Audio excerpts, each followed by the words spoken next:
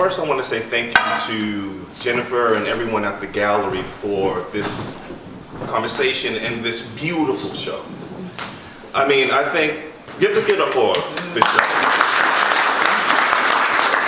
The first time I stepped in the gallery, there were no chairs, they were working it out, but then I saw how, I mean, the work was hung. I mean, right between you two, you looked at the ceiling and, you know, and the grasp of Joe Overstreet's work, I mean, it's just stunning. So, beautiful show, and thank you, Jen, and thank you, everyone at the gallery. So, I just want to open up the conversation and talk about Joe Overstreet a little bit. Just in terms of if you knew him, or what does his influence mean to you if you maybe did not know him? James? Well, I met Joe, as I said before, I met Joe through a friend of mine who was a dealer that I used to work with. His name was Harold Hart. He was the director of the old Martha Jackson Gallery. I don't know if you know about Martha Jackson, but Martha Jackson was one of the top 5, was in the top 5 in her time. She showed de Kooning and Barbara Hepworth and Louise Nevelson and all those people. So I met Joe through Harold. Joe and I come from the same region of the country. He grew up in Mississippi. I grew up in Memphis, Tennessee. So we have a sort of commonality that way. And then after I met Harold, Joe and I became a little closer. Nobody can get that close to Joe. But we became a little closer when he decided to open up Kinkelaba on the Lower East Side, East 2nd Street and Avenue B. He asked me to take some space in the building, and the neighborhood was so bad I decided that, well, I was dating my wife, and she said if I moved there, it was over. So I didn't go over there. And, you know, Joe and I have always been, you know, he's always loved art, loved color. I was closer to Al Loving, who worked off the stretcher, dyed canvas and that kind of thing. And so did Alan Shields and Sam Gilliam, a lot of people. And so that's how I came into it. I was never one that was too particularly interested in working off the stretcher or standing, that kind of thing. But nonetheless, Joe comes from that experimental group back in the 70s, 60s and 70s, process art and all that. So, and he was a trooper. He really did do his own thing, very original, always ethnically conscious. I don't think that he allowed sociology to enter his work in a bad way. So the black thing never did come out overtly, except for this thing he did with Aunt Jemima with a shotgun on a box or something. But that's pretty much how I came into Joe. And he's always been true to himself, and whether you like him or not, that's who he is. Character, he was. Yeah. I met Joe through Al Loving, who James just mentioned, and Bill Hudson. And I recall being in Bill's studio, great studio over on the west side, 22nd Street. And they were saying, oh, let's go and see this new spot, Kinkelaba House, that had just opened. And they were saying, boy, this is in a dangerous part of the city. And then they came in and started to tell me stories about how Ornette Coleman was down there, and he'd gotten beaten up. And it was like, do we really want to go over there? But yes, we do, because they're going to have a show. And there's a possibility that we will be in the show. And I do remember walking over there, and quite dangerous, but boy, when you got into the space, it was just incredible. What looked to be an old gymnasium, just this huge spot that they were both, Corinne, his wife, and Joe were living, and it was his studio also. And I gathered there was an area up above where you could run around. So art was everywhere, you know, old art they had collected. Corinne's father was an artist. They had a lot of his work.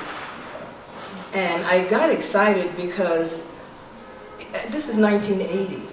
I had just finished Pratt Institute. I got my master's at Pratt in '78.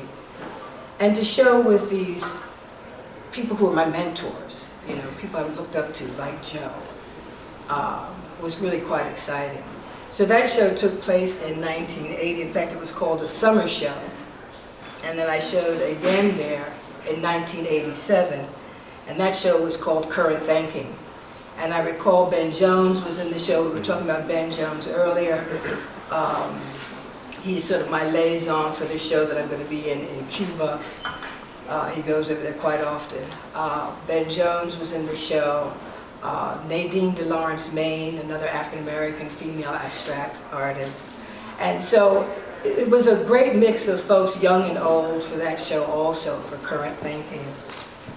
But Joe is a character, and he is someone who you have to kind of monitor how he's feeling and what's going on in his head. Sometimes he can be very open, other times very distant. Corinne, though, seems to be able to cool him out. She was the sort of the negotiator, the person who really did a lot of the business in terms of Conquilaba. But those were my first meetings with him. Yeah, I was a little later on. In 2004, my work had shifted from representational to more abstract work, and somehow I got invited to meet them. All the characterizations of their personalities are true. But I would say Corinne spent most of the time telling me the way I pronounced my middle name, Corinne, was wrong. So we spent a lot of time arm wrestling over Corinne versus Corinne. She has 2 R's, I have 1, but anyway. They opened a gallery across the street. James, you can probably correct me on this, the Wilmer Jennings Gallery. And I was put in a show there. And when you talk about a rough neighborhood, like, I just want those of you of a certain age to know what rough was. Like, when you got down to 2nd Street and Avenue B, what I encountered in 2004 were people standing on 4 corners holding up open bags of heroin. Like they were selling apples to each other, like here, over here, over here. So it was truly the wild, wild west. And yet this gallery and this world existed. And I just looked this up today. The show I was in was called The Rhythm of Structure, the Mathematical Aesthetic.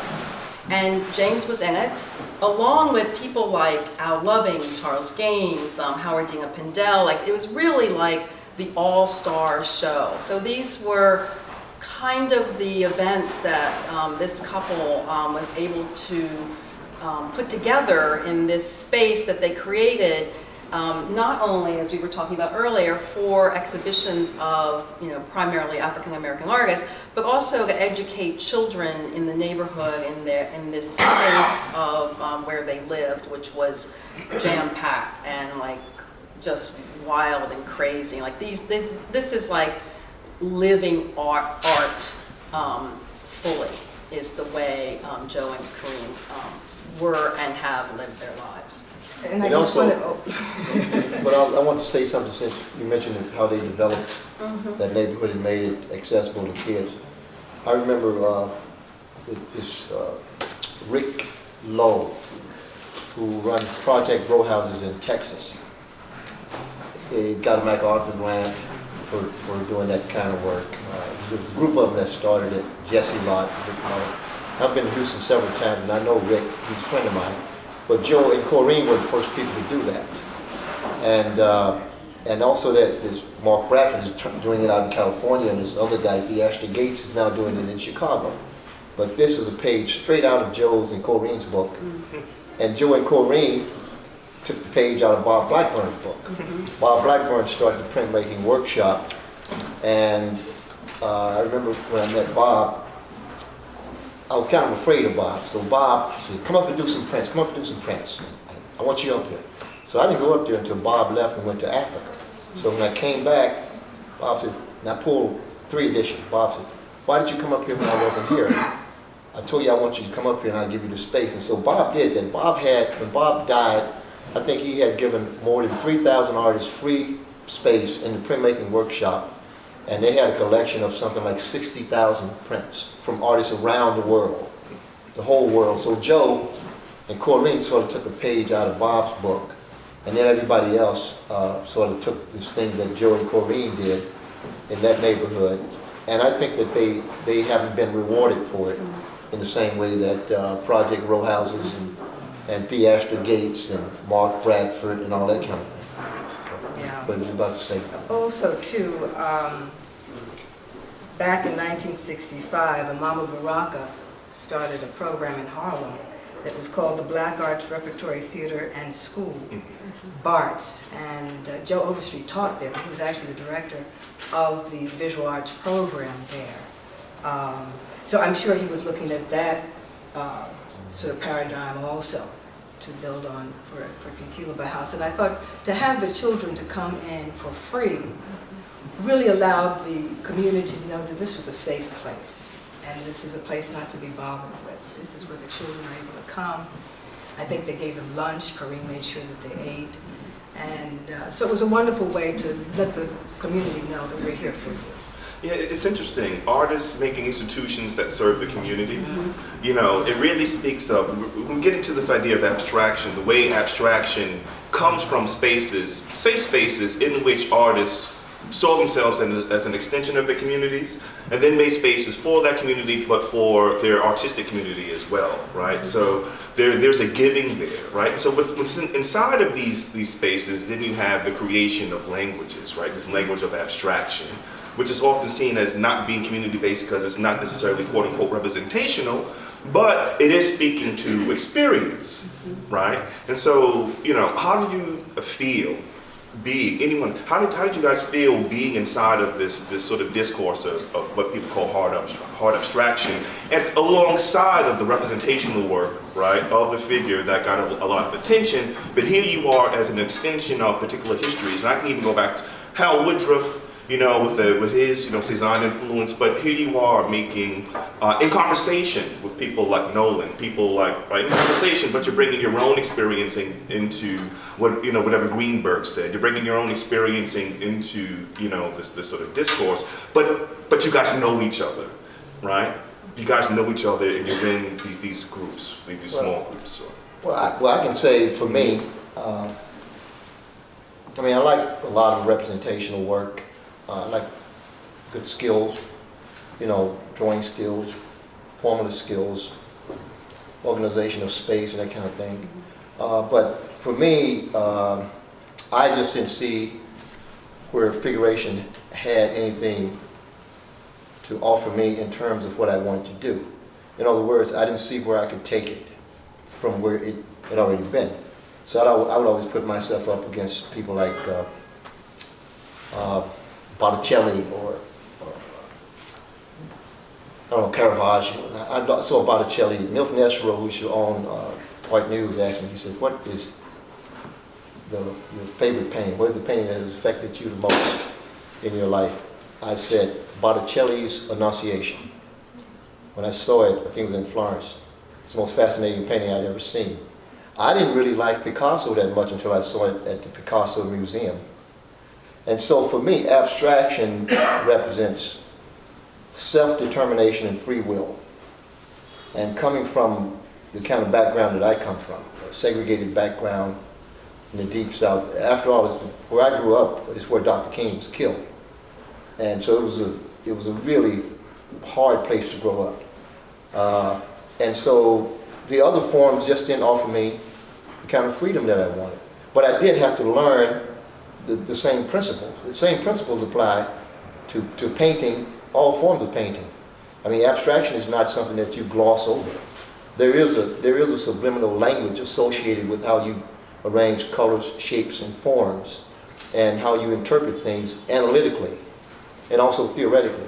So those are the kind of things that I've been wrestling with most of my careers in terms of abstraction. I'm a theory-based abstractionist. And there's not the kind of emotive content that you say would be in an abstract expressionist. But I do appreciate that. But my things are sort of never too disconnected from theory and history. I mean, yeah, I mean, I would say, you know, blackness is not fixed. It's not like, and for me, I didn't want to make paintings about problems of being black. You know, I mean, my work, I think most of our work is about how we navigate the world and how we understand ourselves within that world. And so my own personal biography is very distinct, it's me, you know, it's not shared, it's only in some ways shared by a bigger cultural community. So I find that abstraction allows me the contingency and the psychology of that place that's my way of understanding location and place and identity that is not, and less politicized than figurative work would be, and certainly more inside the situation than representations of a situation. And the location is hard to find, right? So in your paintings, you have, I mean, there's an idea of dislocation, but not being able to pin down one identity, or not being able to pin down a stability that would connote, you know, a recognizable sort of focus point, right? So this idea of the shapes are moving around, and you have flow underneath the sort of hard shapes, right? So you're actually expressing a very complex identity without having to represent that identity in a sort of illustrative way. I mean, just the nature of abstraction. So how do you see like your abstraction as an extension of who you are as complex person? Do you want me to continue? Yeah. Well, Okay. and then, so yeah. I mean, my personal biography. I have 2 black parents. I'm descended from Jefferson Davis. I grew up in a Hasidic Jewish neighborhood, and I went to a Quaker school. So like, I mean, like that's complex. Like like. As an example, when I was teaching at an unnamed school at one point, they said, "Hey, Lisa, we've got this kid, he's got a problem. You go talk to him, you know, he's black, you go talk to him." I'm like, okay. So I'm dragged into this room with this student who grew up in like the hood. I said, you don't understand, we have nothing in common. Like there's nothing that is going to make us, you're like just cloaking us as the same person because we both happen to be black. So I'm trying to always, I mean, everyone wants to be in a group, located, you know, safe, whatever. But everything's so fluid and so shifty and so personal and so upon appearances, like, you know, how people look upon me and have tried to fix me as this or that my whole life. Well, that's their comfort zone, and I want them to have it. So in the work, I try to let people find what they need and hold on to it, and that's fine with me because I don't need to fix it for them, you know. I need them to navigate the complexity and come up with a solution. And I mean, the landscapes. Well, I come from landscapes like actually Joe Overstreet, who will say to you that living in Mississippi, listening to blues, jazz, also the fact that he comes from Choctaw heritage, so that's, and you see that in the work. He also is African American, you see that in the work. But I think this idea of tents and what have you in terms of his Choctaw background, thinking of teepees and being nomadic and all, which he talks about also, is all in his work. We're not a myopic people. You know, we're all coming with different flavors, different experiences. Al used to always say he felt abstract work was really an intellectual pursuit because you have to have a background in painting. You have to have a sense of the history of painting. And then you're bringing your authentic self to those paintings. And then you're creating something new and trying to break reins with the old school. You want to be a part of a continuum. And I've always been, I think, really excited by artists who were like Joe, getting off the wall. I think of Sam Gilliam. I think of someone like, I always love Senga Ngugi with her stockings, just coming up with different types of materials to bring into, you know, play. My work has always been slightly mimetic. It's definitely coming out of metaphor.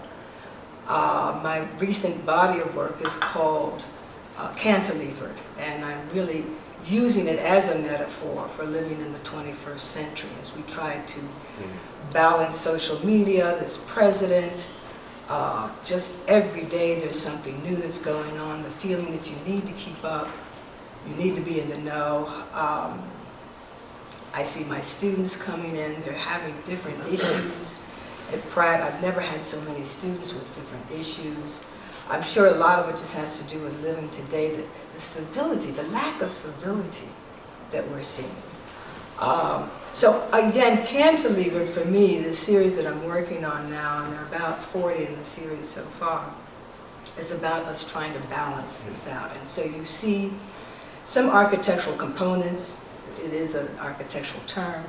I'm actually working on Mylar, which was actually surface that the architects used first. In fact, I saw a show at the Cooper Hewitt Museum of Frank Lloyd Wright's students from Taliesin, and they were drawing on Mylar. I just fell in love with the surface. I've been working on the surface for 30 years. So again, I've always loved people who are inventive, finding new materials. Lisa, you sand down some paintings and then you work on top of those paintings sometimes that you've sort of sanded down. Nanette, you're working with Mylar, which is just not conventional. I mean, Mylar, right? And James, you have this sort of history of craftsmanship in your own family in terms of your approach. So just in terms of the rigor of what it takes to make your work, would you want to begin with, like, especially like with your father, like just that particular history of? Well, I come from a background, probably like a lot of people in this room, where my parents did things with their hands. My mother was a cook, grandmother was a seamstress, my father was a construction worker. And so people use things, they made utilitarian things with their hands. They had to. And it comes from a background of farmers also. My parents grew up in Mississippi and they were farmers. But as that relates to painting, there's a couple of things I want to say about painting. When you're a painter, one of the essential things that you have to do is develop a relationship with the medium, the paint. There has to be a relationship with the paint. I mean, I like all forms of art, but I have to be very specific. I am a painter. And I'm not interested in throwing the baby out with the bathwater or putting the cart in front of the horse. I am interested in the tradition of painting. And I think that a lot of times we push this thing, we push it a little too fast, and we miss a lot of stuff. I think it was, I can't think of his name, he's a California artist, that Ed Ruscha. I think Ed Ruscha said, you know, there was a lot of things that happened in the 60s and 70s, and things moved real fast, and a lot of people gathered a lot of gold. He said, but some of that gold fell off the wagon along the way. So he's interested in going back and picking up some of that gold and checking out some of that gold dust that we're overlooking. So I like to take these things, pair them together. I'm a formalist. When it comes to race, there's a lot of things going around about racial identity and this, that, and the other. Race doesn't make your art better. And it doesn't have anything to really do with your art. When you make art, art is for everybody. Everybody. And that's the only way we can sit here and talk about the tradition of art and how these traditions connect to Nanette and the rest of us in this room is because we do come out of that tradition. Now, I like what Joe has done here in this show, but at the same time, in this review he got today, Sonia Delaunay was mentioned, Robert Delaunay was mentioned, Alan Shields was mentioned, and a number of other people. So it's that sort of connection that I think is important. The things that you get from your ancestors, from my mother and my father, my father was basically work ethic. My mother was a master cook, and my grandmother was just the most efficient person that I'd ever met. And so that's where that comes from. I don't try to pinpoint that. I want this to be sort of a gumbo, if you will.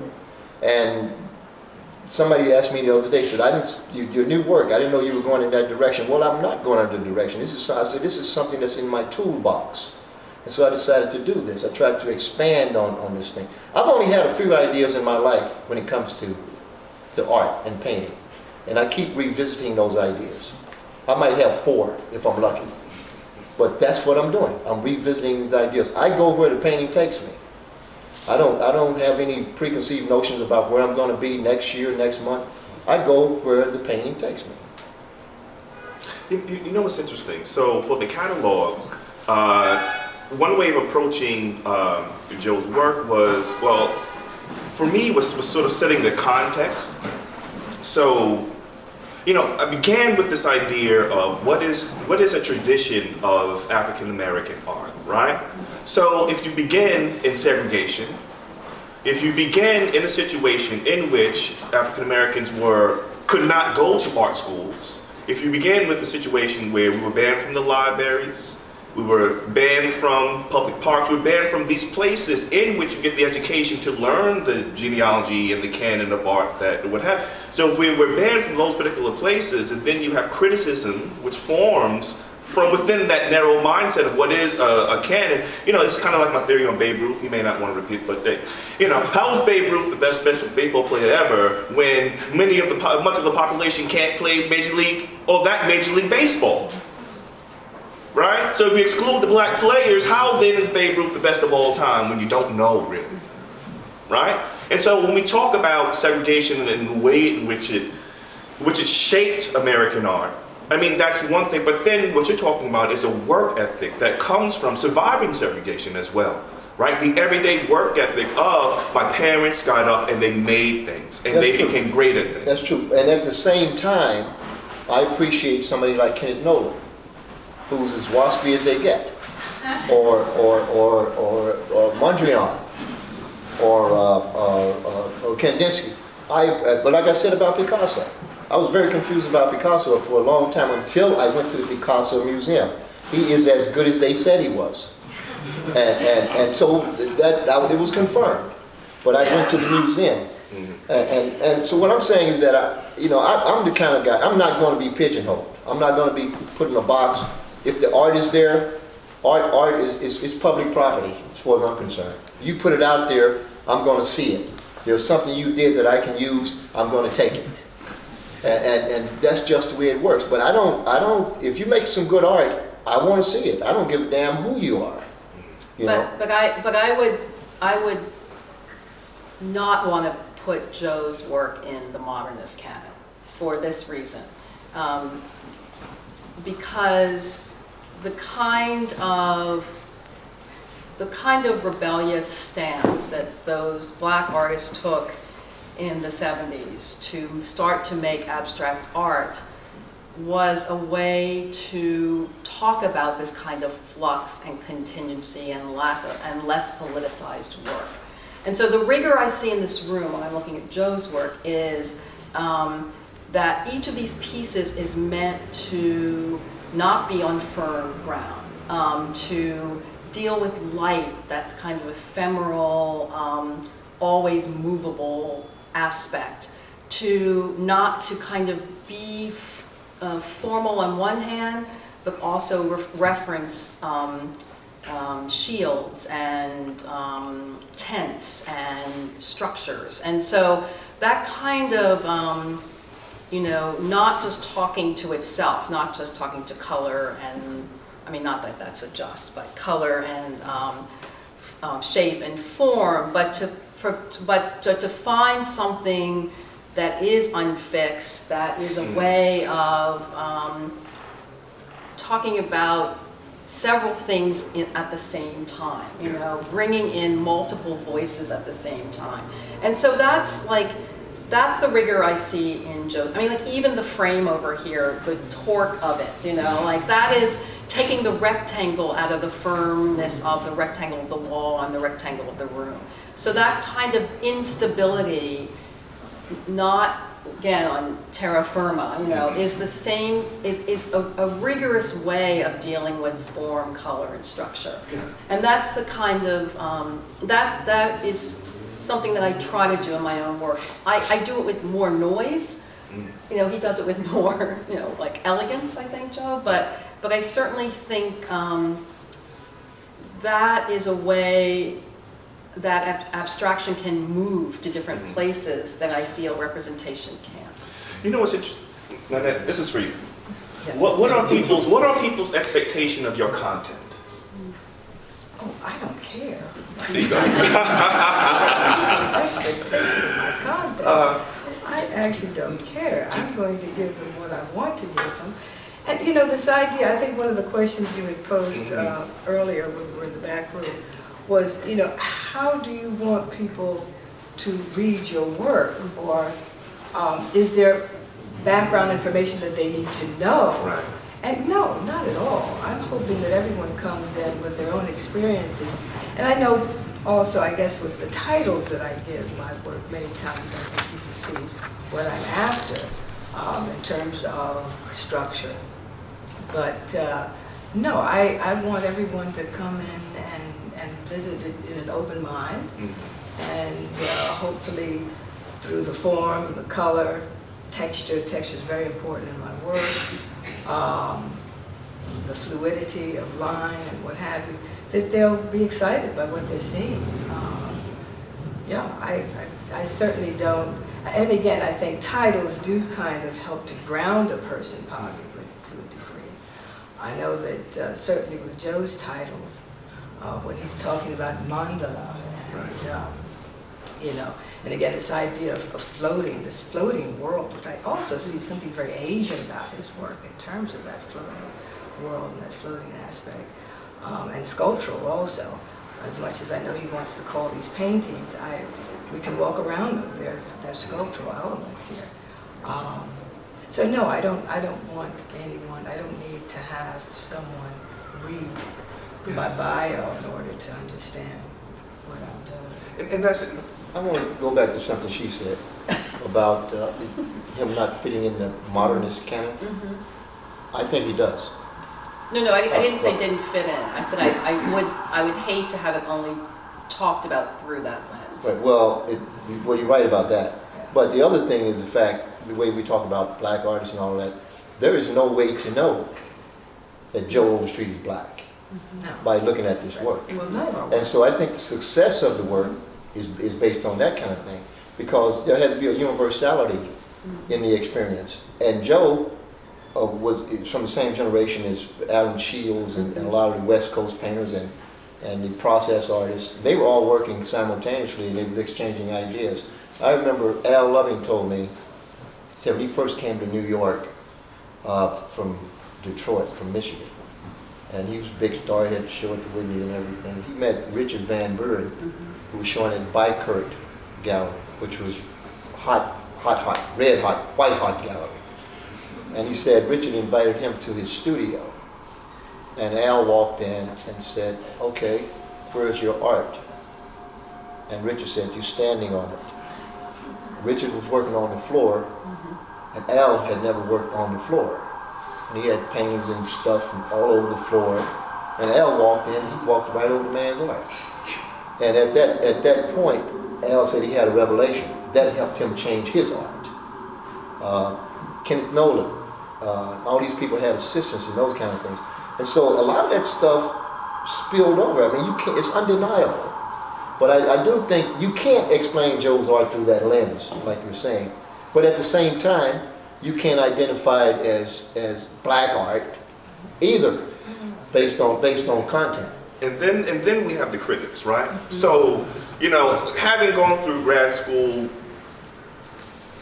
okay, criticism. Now, what is the responsibility of the viewer or the responsibility of the critic, right? So, you guys are exactly right. I mean, you can't tell that Joe is, you know, African American or mixed, just looking at these paintings. But then we have the lazy critic, right? Who takes the biography and says, you know, and then puts that identity out there in front of his interests, right? In front of his expanded mind and his complexity. And then they meet it inside of the pages of the magazine, they meet it inside of the newspaper, and then when the viewer comes to the exhibition, she or he automatically goes to the sort of racial identity. Not that that's wrong, or this, well, she or he goes to the racial identity and then doesn't necessarily understand the complexity under that, because the way that it is presented,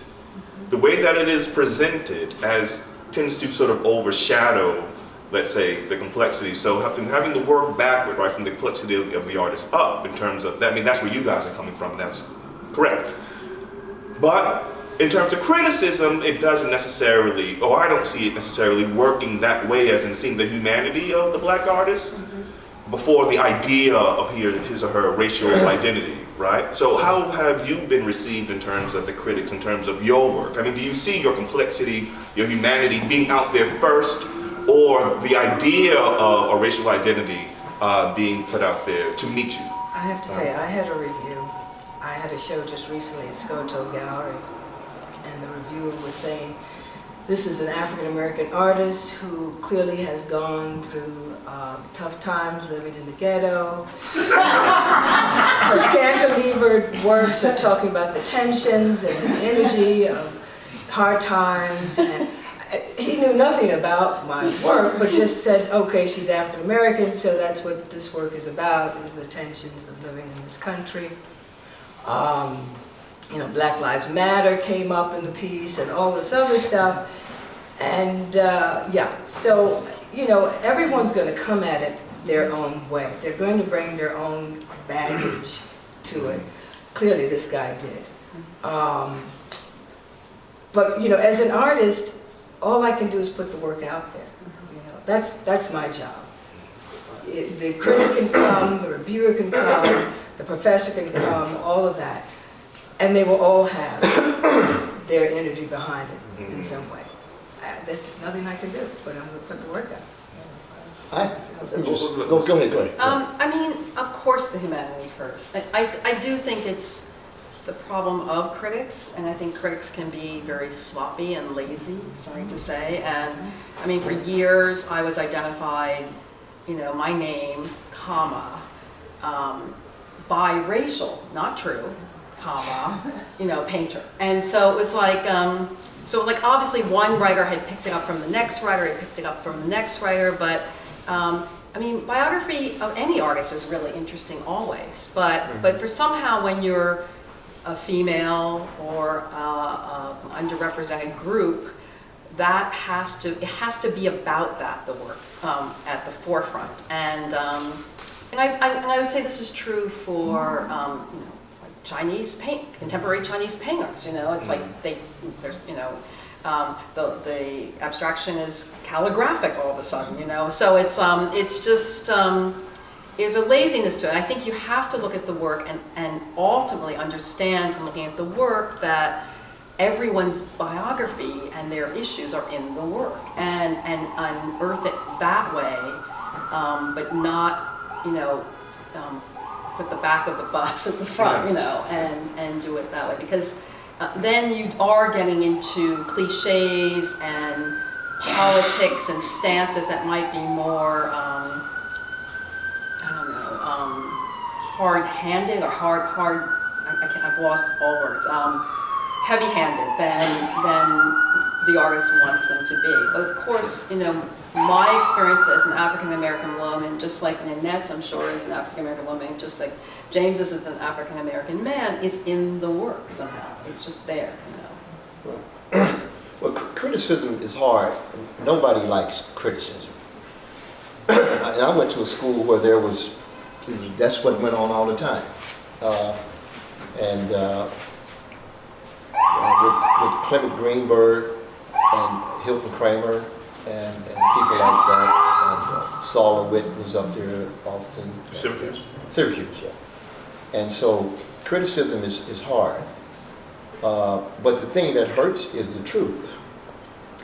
And some of the things that Clement Greenberg said when I was in school that I just dared not to do. I was not going to do it. I didn't give a damn whatever. like what? But you know, well, flattening the picture. Flattening the picture. That's what abstraction is about, flattening, the plane. They asked him who did he like. He said he thought Mondrian was the one that had achieved it. And it's very difficult to do. But nonetheless, and he said other stuff too. But I didn't agree with him. I rebelled. I was stubborn. I wasn't going to do that. There were other kids that did. But 40 years later, I'm doing a whole lot of the stuff that he said to me 40 years ago. And that's what criticism does. When I look at a painting or look at a work of art, I want to come out smarter than when I entered. I'm not looking at paintings just for the sake of looking at paintings. I want to learn something. And when you look at great paintings, you always learn something. Always. They never fail you. And you can revisit it over and over, and you still will get something. Now, you don't always have to agree, but there's something. I remember when I first saw Giorgio Morandi, little tiny Morandi. Everybody was doing these paintings that were like 96 inches by 100 inches, and some of them were good, some of them were not so good. and I saw a little Morandi. I don't know if it was Sidney Janis Gallery, the old Sidney Janis. The gallery was from this wall straight across. That was the gallery. And he showed Mondrians and Picassos and all. He had Giorgio Morandi. It's the most beautiful thing I'd ever seen in my life. It was a jar, a bowl, and another jar on the table. And that was it. And so I came out, shell-shocked, but I was smarter. He taught me something about art that I hadn't thought about. And those kind of things is what I always try to pair myself up against. That's the standard. I'm not saying I've reached that standard, but that's the bar.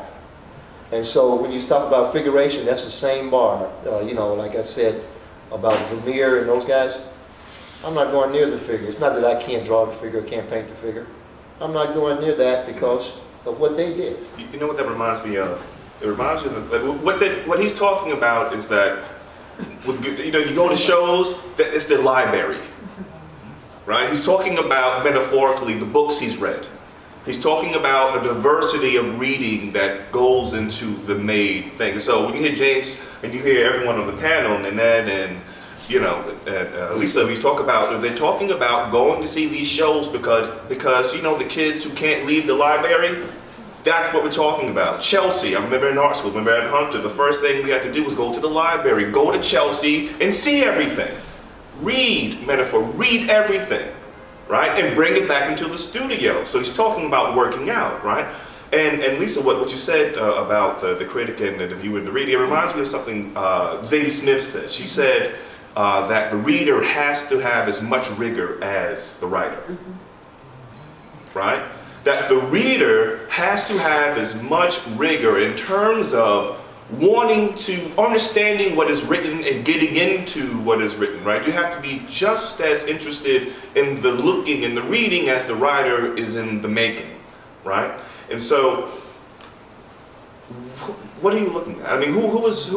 I can tell you, I was looking at Hans Hofmann, who felt very different. He felt that the push and pull of space was what was really happening in abstract art. And this idea of an explosive quality, I think Pollock spoke to that. These were people I was really much more influenced with in terms of what they were doing with space and color and movement and motion. This flatness and all this, I wasn't so keen on it. It was just not in my vocabulary. It wasn't what I wanted to do. It wasn't interesting to me. But I can't think of where Hans Hofmann taught, but certainly I think he was certainly of that ilk of spatial play in abstract art being really the consummate thing. You have spatial play in your work too.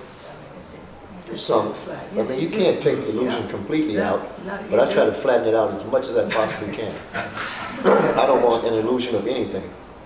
I want you to entertain.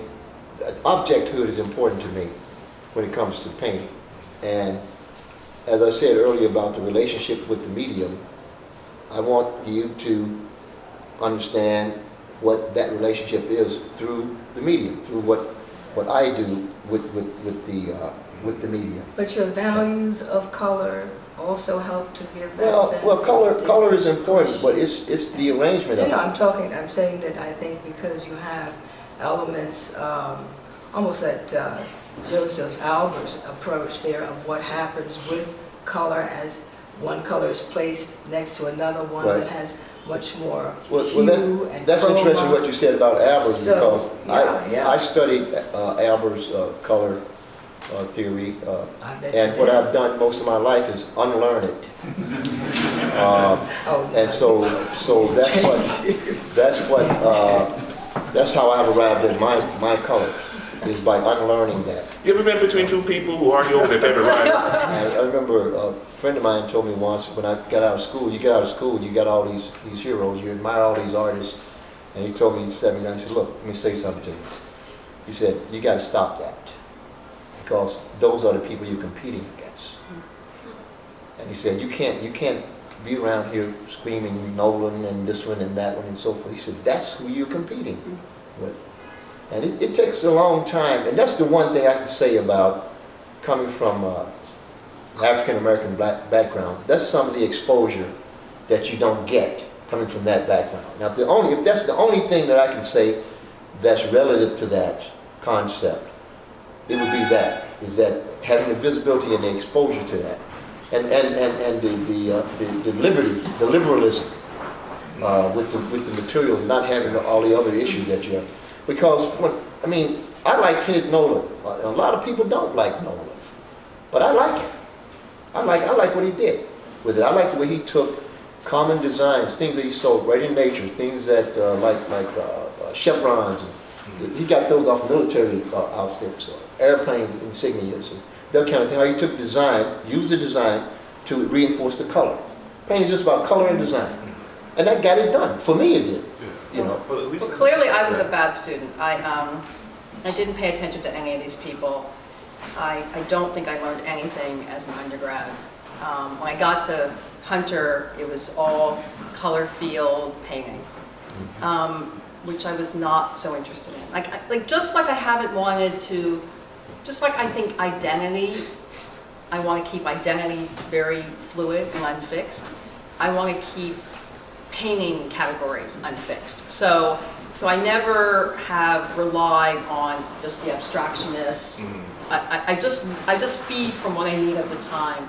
And I would just say, when I was at Hunter, I worked for 3 different artists, and they were both kind of moving from one zone to another. Jack Torkoff, which was a second-generation abstract expressionist, he was, kind of more figurative in his earlier work, and when he was teaching at Yale, he had a student, Jennifer Bartlett, who was doing a lot of gridded work. And so that conversation between the teacher and student had Jack change his work. He had a hard time after he changed his work because everyone wants what you what you already did. So I worked in his studio in Provincetown toward the end of his life and got to see him very committed to this shift from figuration to abstraction, and really getting a lot of pushback from the art world at the time. And then I also got to work with Elizabeth Murray in her studio and Jennifer Bartlett ultimately. And again, both of them having shifted their work over the years. I mean, Elizabeth made very beautiful but very more minimal abstract paintings, and then got into the more referential abstraction object hints of work that she did, and 3-dimensional work, which Bob Gober started her off on and built those stretchers. And so I was really interested in how they fished for what they needed to express what they had to do in the current time. And as life changes, the world changes, this all enters the work and the form has to change. And so I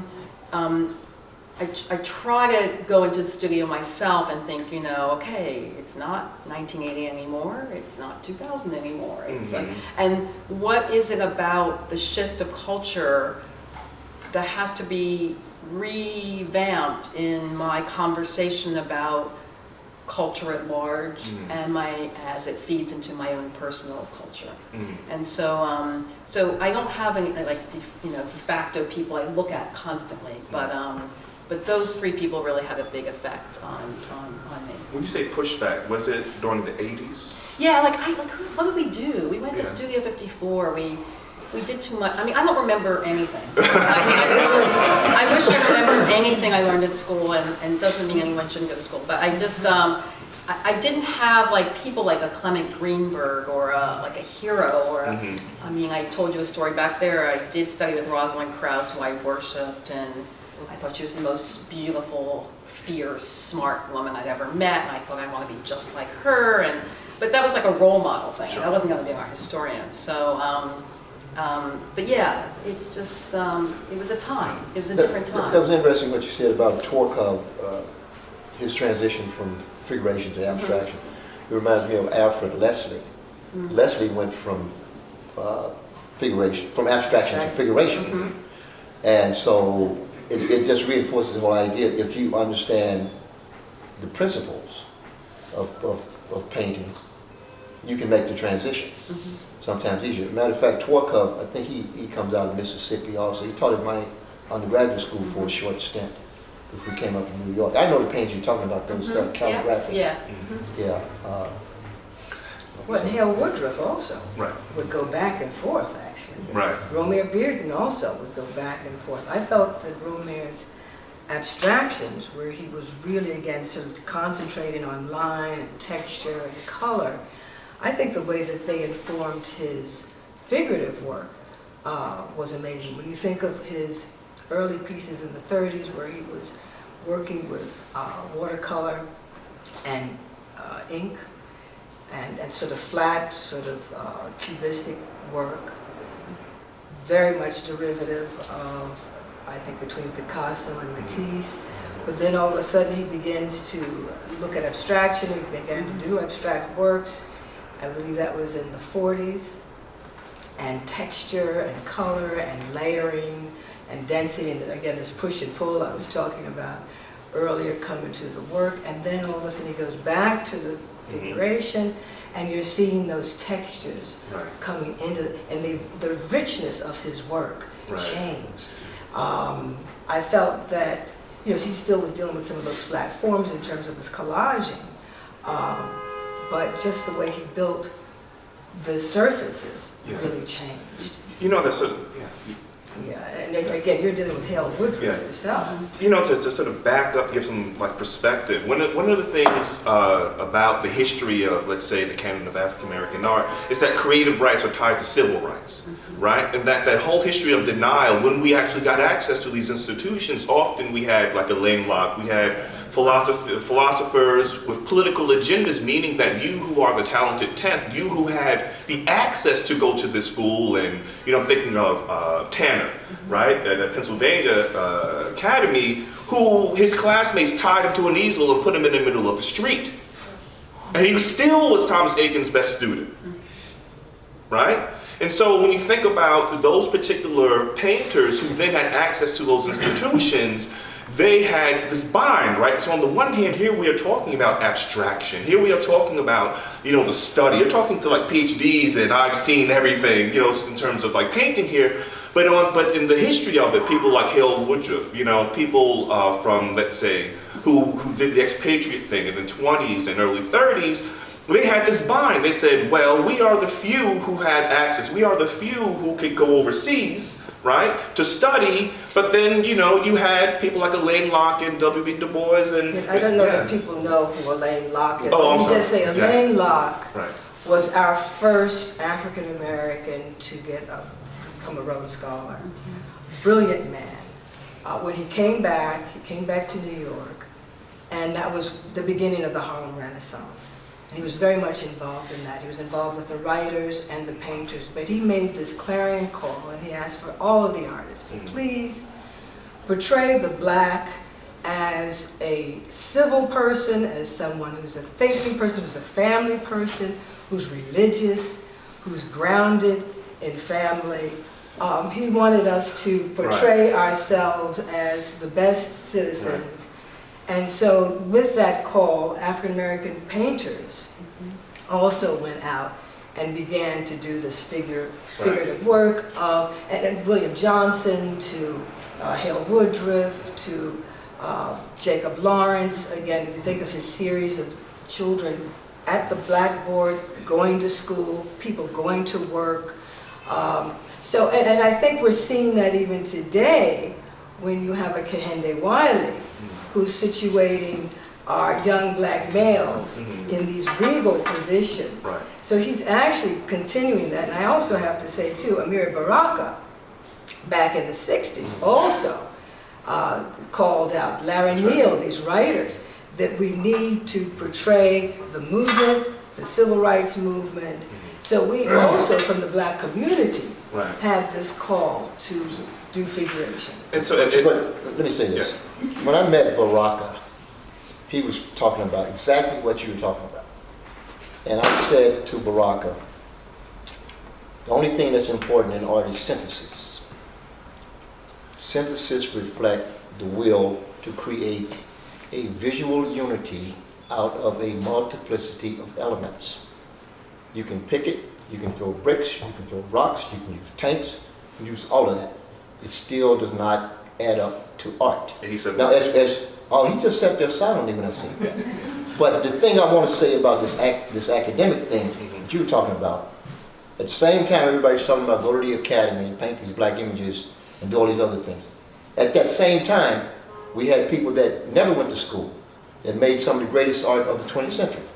Bill Trailer, Horace Pippin, That's right. William Edmondson. And then we can just swing it around. You're talking about abstraction. Let's talk about the quilts of G's Ben. There's no academic training there. So intuition and necessity plays a huge role. So you can't. The thing I'm trying to say is that you can't pigeonhole it. You can't say there's no formula. It's like you can't go to a great school and think you're going to come out being a great artist. It doesn't work that way. Credentials are important, but that doesn't compute up to art. It's something far more complex than that. And I don't know anybody that's any better than Bill Trailer during his time. And this guy was a slave. yeah. But going back to the history a bit, I mean, there's still a problem, you know, coming from the civil rights movement, and that black artists were expected to represent the cause, represent the problem. And so when abstraction started to happen, and the Whitney Museum in '71 wanted to put on this show of abstract painting, you know, they were like, whoa, where's the problem? Like, you know, we're not seeing the black cause being represented here, and that's what was the desire, right? That was the desire. So even in our conversation here, James and I, like when I talked about this work as coming from an understanding of a kind of openness to thinking about suggestions in African American life, James talked about the modernist part a bit. And that's still the debate, like how much of the cause, like, is it bad when the black artist doesn't represent somehow the cause? Thus, the critic comes in and tries to plug the cause back in, right? So what I'm saying, that doesn't make any blacker. No. So all I'm trying to say is, but I just want to finish what I'm saying. Okay. So I mean, this is not a problem that's over. I mean, like when you, I was just looking today, like the 10 black artists to celebrate in Art News List 2016. You know, not one was an abstract painter. That's my point. And so there still isn't a kind of celebration of work that happens to be that happens to be done by African Americans that's abstract, or people labeled as black artists that are celebrated as abstract painters. It's still a problem. Yeah, and then you get so black artists, black art tied to civil rights, and so you have a lot of representation of work. So someone like Harold Woodruff had the schism. Right? He was following wherever Cezanne went. He was following them all around France. Right? He wanted to be an abstract painter, right?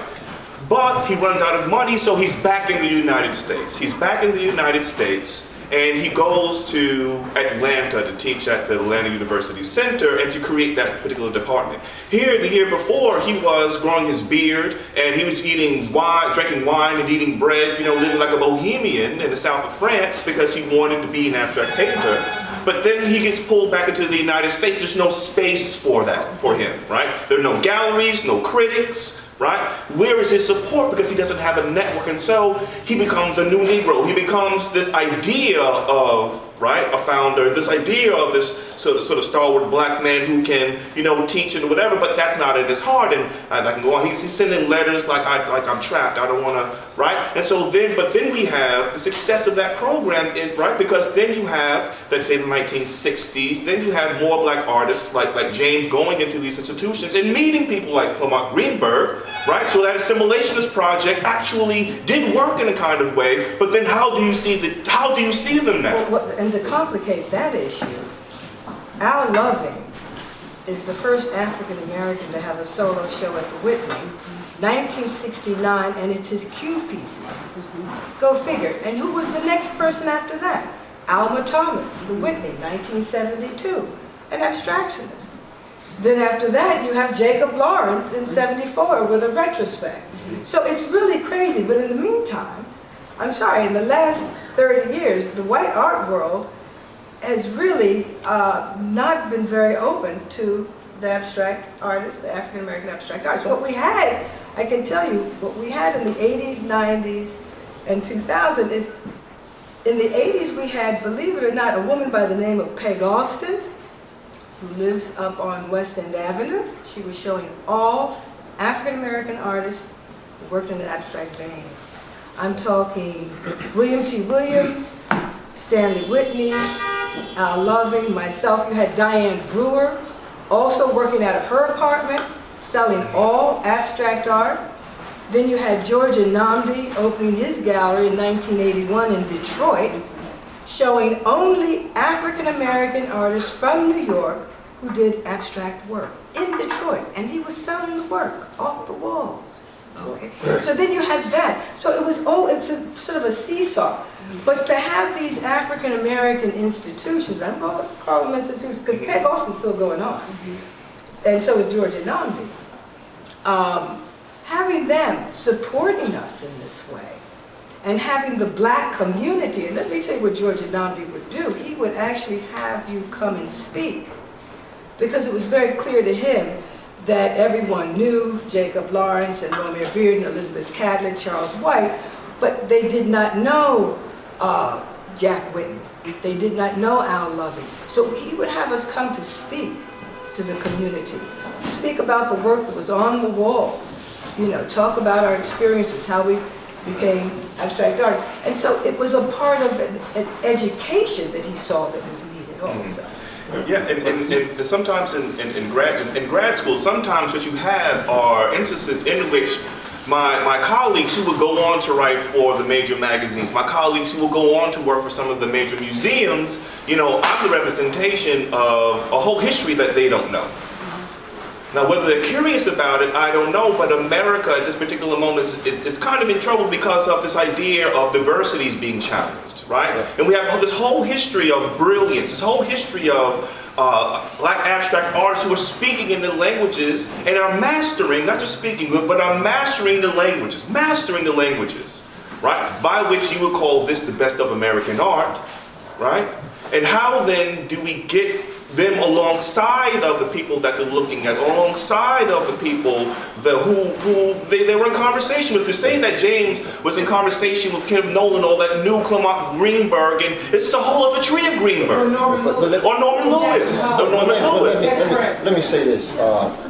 One of the things that people probably not going to like me saying this, but if you just take everybody and you lump them together, and you don't, it doesn't work its way through, it doesn't get worked out. A lot of artists that we were talking about back in the past, and we talked about all these black artists and all these white artists, a lot of them weren't that good. And nobody talks about that. And that's the problem with this race, that's the problem with this race thing. That's the problem with this race thing. You just can't lump all this stuff together. There are some artists that are good, and there's a lot of artists that aren't that good. You can look at the art world right today.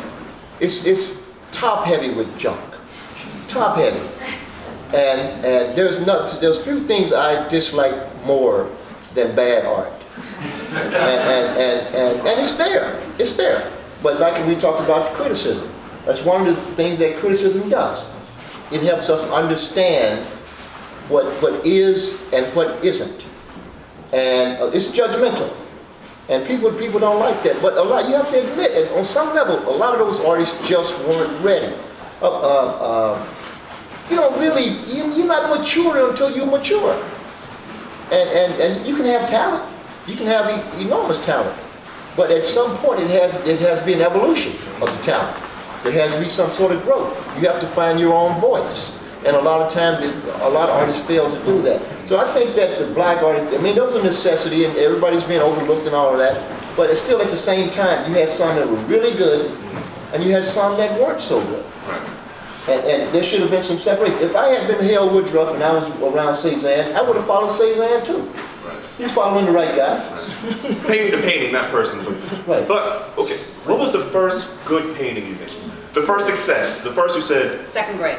There you go. That's the first one. No, it was great. It was great. Like the teacher took you out, they had sponge, some poster paint. You looked at the landscape and she said, paint it. And I actually show it when I do talks. It's like, and like somehow I had a big one and a little one in the back. Genius, right? I had perspective in the painting at second grade. So, so that was like that was it. Yeah. I was done because like magic happened on that surface. Location, place, weather, it was all there with a sponge and some tempera paint and some brown paper. And so, and nothing's really changed. It's like, how do you take that medium and like make it into something that still for me is trying to figure out location, place, you know, substance of some kind. And so that was it. Nanette? God, I cannot think of my first. And like you, Lisa, I've been working all my life. I think my parents gave me a studio when I was 10 years old in my house. And I was working in my bedroom before that. So I can't even think about one piece. your parents gave you your studio, your first studio at 10 years old. In Can the you tell us house. about this? That's right. Yeah. And it was in the attic, and it really should have been in the basement because the attic was chock full of stuff and something caught on fire. And I was working with oils. But they wanted me to stop working in my bedroom because I was working on the bed before that. But yeah, they gave me a studio. My first art class was at the age of 6 at the Montclair Museum, which is an amazing museum. I knew then this was the job for me, this was it, to walk into this space and to see skeletons and paintings and still life and all of that was just so exciting to work next to older people who were painting with oils. I knew that this was the direction I was going in. I happened to also attend Montclair, I have to say, Montclair Public Schools, which were incredible. In elementary school, we were printing. We were doing etchings in elementary school. We were doing linoleum cuts. We were working with watercolor. Come high school, we had studio classes as a major. You could take it every day of the week for 2 hours. It was like a science class. Science classes that would go for 2 hours because you had to deal with experimentation and what have you. It did the same thing with studio classes. So I was painting with oils in high school, lithography, paper lithography in high school. We had a kiln, we had a couple of wheels, we were throwing pots. So it was just, I came from an amazing background of living in Montclair. That's amazing. Wow. Yeah. James? Oh, the first person I saw draw was my older brother. And he went to school before. I was 4 years older than me, almost 5. And they had art in the schools, and he'd come back with these drawings. And so I just picked up some paper and I started drawing, copying some of his, and then I would copy comic strips. They had a comic strip called, in Memphis, one was called Snuffy Smith, the other one was called Hambone. Hambone was the black one, Snuffy Smith was the white one. So I used to copy those. But up to that point, I just enjoyed it. I wasn't serious. I didn't have my head screwed around that. I had a slingshot. I was out shooting squirrels and doing all that kind of stuff, building tree houses and, you know, I collected coins. I did all kind of stuff like that. And art was not integral. It was integral, but it wasn't the center of my universe. And until I got into school, the first thing that I did that I thought was great was when my mother complimented it. And she bought me a paint by numbers set when I was 8. And I used all the colors, and then there was some left over. And I started copying old masters out of the encyclopedia. I think Thomas Aikens was the first one, and I don't remember the others.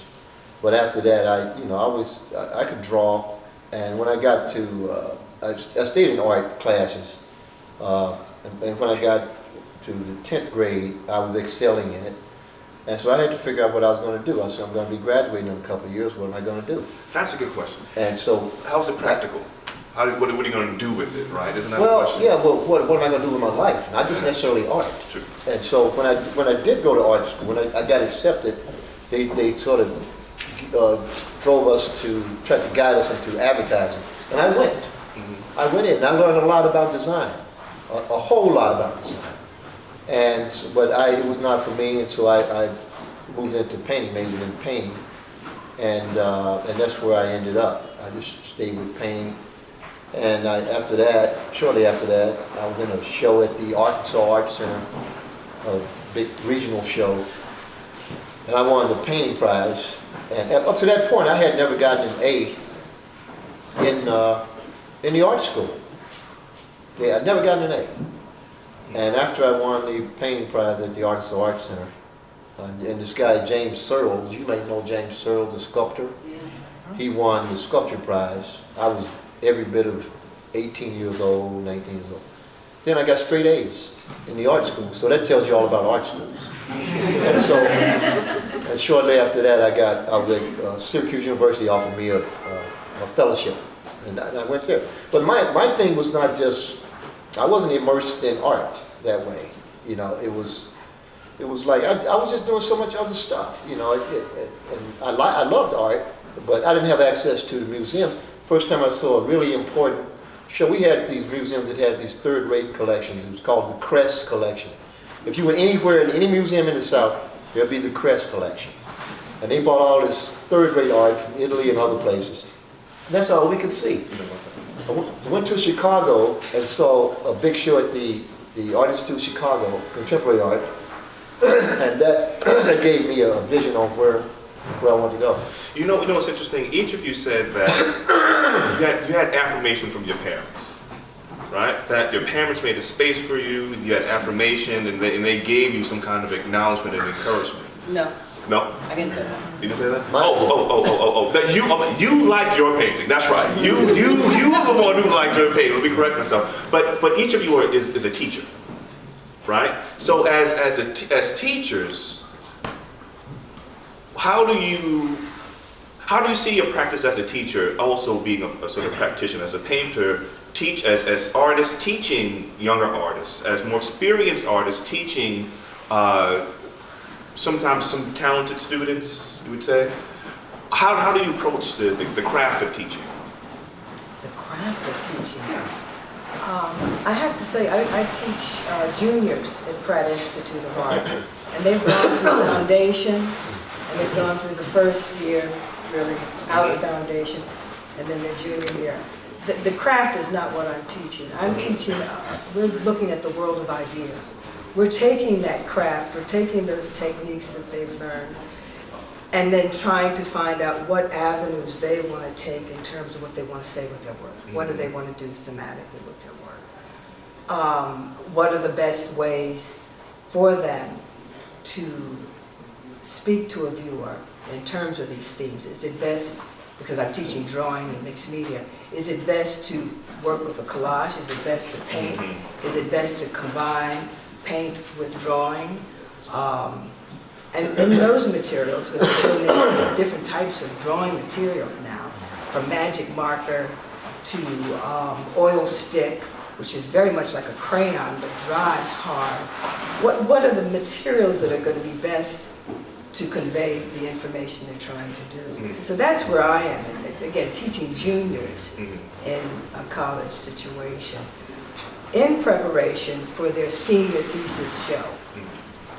And so, again, their junior, senior year, they're really trying to develop a body of work that can hold together in a show, in a thesis show, and then support it with written material, a statement talking about how they've come to this point, why they've chosen the materials they've chosen. So that's where I'm teaching in terms of undergrad work. Yeah, I mean, everyone that comes into an undergraduate class, you say, like, why are you here to paint, you know? Oh, because I think it'll be fun. And I try to tell them how not fun it's going to be very quickly and how much work it is. So, but mostly with the graduate students, I think they have a responsibility. I mean, this is, we are visually commenting on our culture and time. And so I feel just like the Renaissance talked about that culture and time, and the Baroque talked about that culture and time. It's like, what is the culture and time that they're in? So sometimes they can be so in their own thing, and so I try to make them aware of that they just, that where they are now has a history. And try to thread the needle back. Whatever they're doing, I use the example of like Lady Gaga didn't come from nowhere. She came from Madonna, who came from, so like where, if they thread. Grace Jones. Who came, right. So if they thread the needle back 200 years, what would that look like? And then, so I try to like put them in make them put themselves in a context. Yeah. And then I also think like, okay, you're just because you're visual artists, there's writers and poets and musicians around, and like, are you aware of those people and how they're conversing with things, and like, aware of the bigger, art context, not just the visual art context, and make sure that they understand the dialogue of that, because that's what I have to do. Like, that's what I'm constantly doing, It's just the same thing. It's interesting, like Helen Woodruff was in conversation with Cezanne. Mm-hmm. Who are you guys in conversation with, just in terms of your work, right? Who are you thinking about in terms of that person that you're talking to? Does that make sense? The person historically that you're talking to. You try to talk to people whose work you appreciate. I mean, basically that's what you try to do, and if you can't find that, then you just kind of like you don't acknowledge it. I mean, why be friendly with I mean, you have to be true to yourself. I mean, if it's bad art, why? But you were in dialogue with Al. I know I was. Well, I like Al's work. And I also like Colin Washington is someone I'm talking Sure. to, another young person. I talk to Thornton Willis every now and then, but I don't have any. If it's based on the work. I mean, if you're making some good art, I want to know. I want to know. We can be friends. If you're making bad art, I can be friendly, but we're not going to be friends. And that's just the way it is. I mean, it's time. Oh, sorry, y'all. So, question.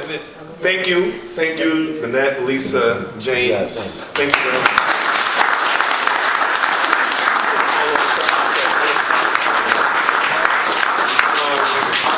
Questions? Anyone with questions?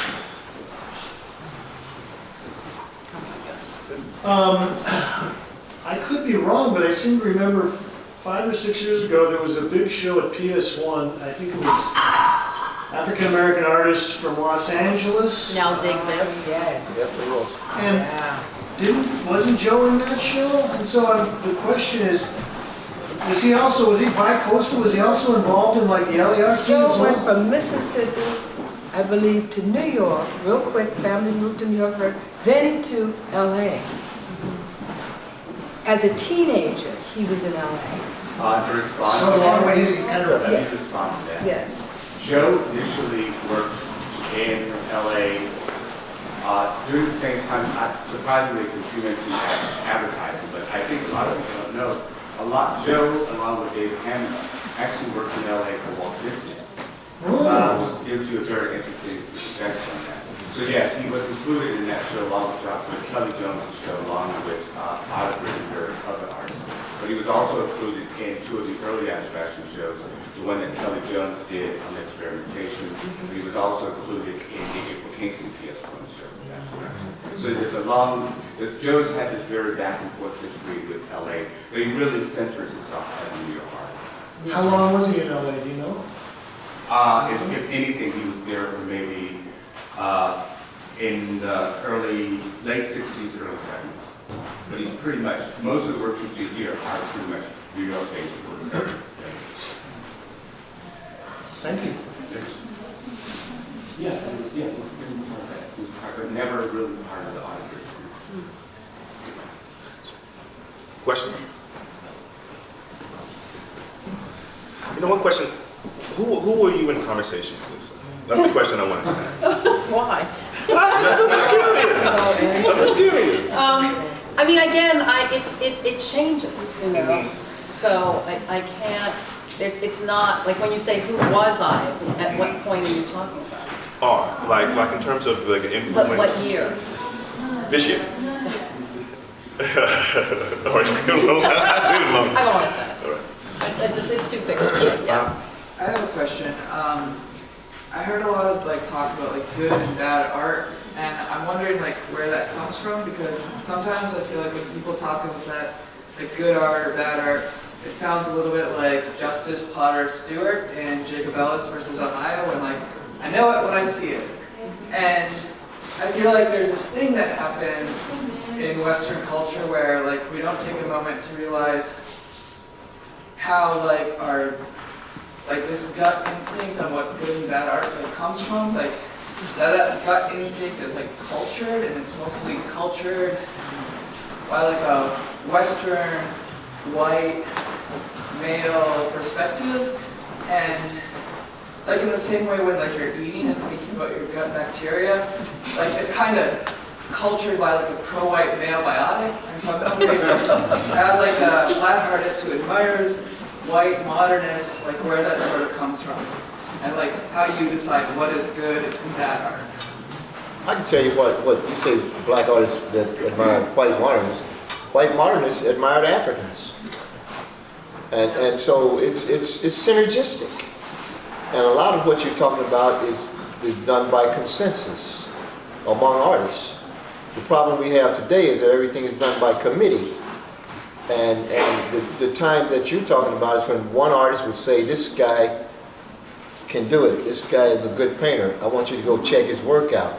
And they would pass it around. And that's how a lot of the dealers used to get their artists, through some of the people they represented would recommend other people. Today you have committees of people that do a check off, and all of a sudden you got these people. A lot of it is, when the whole point about bad art is this: will it stand the test of time? Is it going to last? Will it still have the potency and the significance that it has now, 30 years from now? Will it actually even exist? And so when you say good art, it's made well, for one thing, and there's a skill set, there's an idea, it's connected to a tradition, you know, and those kinds of things come into play. It's not just judgmental. It's not saying, well, this sweater is better than that sweater. There's a lot of other stuff that comes into that, and a lot of it has to do with consensus. But just to push back a little bit, that consensus of that period of Clement Greenberg makes my skin crawl, because I'm a female, you know, and so I can't make those guys my hero no matter how good formally or how much they're in certain books or who like bow down to them, because they make me cringe, because they were so affirmed and sure-footed and this is the way, and this is like absolutely goes against everything I want to think about and all my politics. Yeah. And so I can't look at that in that way. And so I don't really, and about the test of time, I don't know. Like, well, there's people whose work was not appreciated during their time. That's all right, you know? but it still holds up. I mean, and that's why I have to push back just a little bit against this. It's not about Greenberg. It's about Greenberg's writing and his opinions. You don't have to accept his opinion. And it's not about white male. I mean, there were women involved in that too. Helen Frankenthaler, for one. The only one. And And you know, what's so interesting too is Franz Klein. I hear de Kooning being talked about in terms of Joe Overstreet. Right. And so my question is, why couldn't they see that this was fabulous work and help these black men out? Franz Klein told Sam Middleton, fantastic abstract artist, leave the country because you'll never get your recognition. And he left the country and he never came back. Franz Klein also told Jack Whitten to do the same thing. Jack Whitten's about to have the first solo show at the Met Breuer, African-American abstract artist, okay, just died, didn't live to see this. But Franz Klein told Jack, leave the country. You're not going to get your due. Why didn't these guys help them out? They saw what was there. You know, so by committee, I think that this particular group, as you're saying, I said consensus. I didn't say by committee. I said I by know, she said by consensus. committee. Yeah. I just I said- repeated what she said. No, I said. Can we all get along? But I have to make this point. I have to make this point because anytime you say Clement Greenberg, everybody goes up in arms. And the guy was the most brilliant damn art critic of the 20th century, the latter part of 20th century. According to some. And if you, That's right. and if you read his writings, and you just go with the writings, don't go with his taste, go with the writing. And there's a lot of information. But So- the two separate things, right? So one, we have Greenberg being the most privileged, but he's a product of institutions that privileged him because of also the lack of access that brilliant. But Greenberg, he was brilliant. I'm not saying he wasn't. Greenberg grew up in a Jewish ghetto down on the Lower East Side of Manhattan. Yes. That's where he comes from. Okay, so Greenberg is brilliant. Greenberg is brilliant, and on the other hand, we have the apparatus of the art world as a multi-tiered active form of access. So you could be brilliant in Greenberg, but at the same time, as art world, the curators, the critics, the institutions. If Jack Whitten gets a solo show at the Whitney after he's dead, what good is the art world, right? So at the same time, right? And so Greenberg is brilliant, and James, you're brilliant, and at the same time, we have this exclusionary history, and they both coincide. I'm not saying, and they both coincide, right? I'm not calling anybody the high priest. I'm saying that take the information. You don't, I mean, you're not gonna get anywhere pissing in the wind. If a guy has the info, take the info. A lot of times it don't feel good. You know, it's like, I used to get sick. My mother said, take this cod liver oil, you're gonna feel better. You know, and cod liver oil. And it's gonna make you feel better. Well, I didn't want to take it, but it did make me feel better. And I'm saying that I don't give a damn where it comes from. And we're talking about, okay, you talk about the white artists and the art world not catering to blacks, but at the same time, you're talking about how wonderful it is that Jack Whitten is gonna be showing at this white institution. So I can't make any sense of that. You can't have it both ways. I mean, we're going to either do this or we're going to do that. Okay, you got the Studio Museum. Now, if you show me a bunch of black folks that can give $100,000 a year to one of these places, then we probably would have more blacks on these boards and this kind So of it has thing. nothing to do with It has everything to do with brilliance then. No, it has nothing to do with brilliance, but it has everything to do with But that's the accessibility. problem we're having. Right, that's the problem we have. So the Whitney is only a white institution because of histories of hiring. And histories of who they choose to actually go the course of where this is. I mean, it's an American institution. Have they been American? Well, that's for you to decide in terms of what democracy is, in terms of who pays the taxes. Outside of the histories of practicing to maintain a certain purview that excludes women and artists of color. But Leronn, they have black curators up there and it didn't change then. Black director, Nothing changed. Not black directors, the curators. black trustees. Nothing changed. I mean, give us those. That's just what I'm saying. And then maybe it will be a I'm saying, but we black had some. institution. But we did have some up there, and it didn't change. You talking about Michelle? What? I'm not going to do name calling. I'm not going to do that. Name calling on that. All of a sudden, your name. Who do you think I am, Steve Cohen? Oh my gosh. Well, Thelma Golden at the Whitney, I think.